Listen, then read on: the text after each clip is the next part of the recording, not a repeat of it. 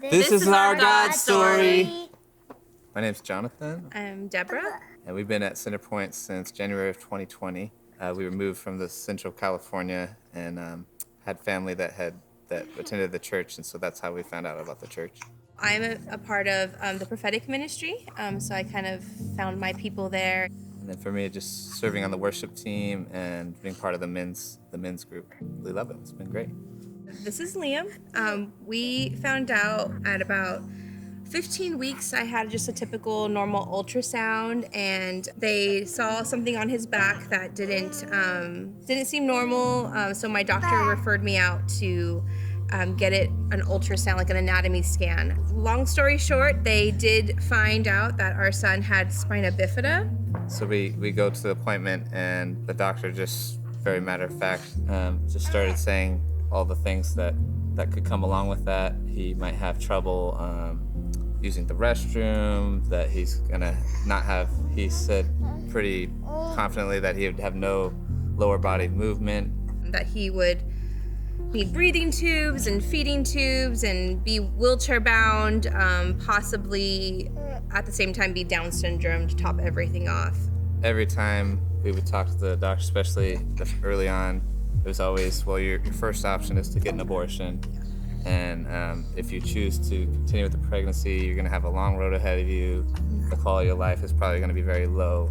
Hearing all that when you were expecting maybe some little issue, it was pretty overwhelming. I mean, we left in tears, kind of like the rug pulled out from underneath us, kind of a punch in the gut. So right after he was born, he did have an opening, spina bifida. Like, you do have like a pretty big opening. It's basically when the spine is never closed. With that, the next day, we were prepared to have surgery. He would go right into surgery after being a day old. You know, we met with an amazing team over at CHLA. They're like the top, which is an amazing, like a godsend that we even got connected with them. But they are like one of the top in the country. And they had a plan in place, and we trusted them with our son. Yeah, I mean, he went through surgery, and the surgery went very successfully. He never was on oxygen. Started breathing and eating right away.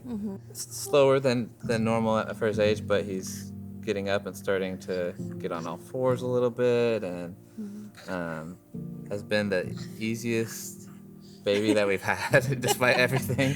It's so calm and joyful. The huge concern was obviously his ventricles and the fluid buildup in his brain. We were, like I said, initially told that within the first 2 weeks he would require a shunt. We're now 8 months in, and he has not needed one. So much to the point where our neurosurgeon has contacted his mentor in Texas, who also does surgeries like this. He sent it to his mentoring doctor because of the type of spina bifida that Liam has. It's pretty much almost 100% that he should have needed that, and he wasn't sure what he was missing, why Liam hasn't needed that surgery, and so he didn't know why. So he checked with his mentoring doctor, who has years and years of experience, and said, yeah, this is one of the rare few that for whatever reason doesn't need it, but we could offer him a reason. Definitely.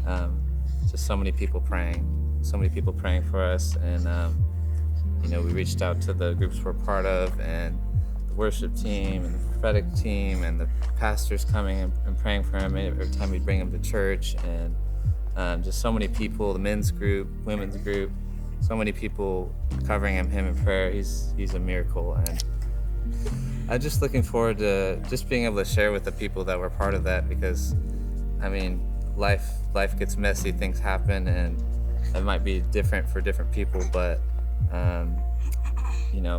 God is our anchor in those times. God is our hope in those times, and having people around you that believe in a powerful God can bring so much comfort, and just sharing his story that might encourage somebody going through something similar, or hearing a report from a doctor, or whatever the case might be. We know that this testimony is not just for us, it's for all the people that we interact with. And every time we see Liam, it's a reminder of just God's faithfulness and his power to heal. The biggest lesson for me would be to hold on to the Lord. I feel like that's the biggest lesson that I learned, because not only was we were in this together, obviously. We were in this together. We made a decision early on that we were going to see what God could do. But it was a little bit different for me because I was carrying Liam. And so I felt like I really just trusted the Lord with everything.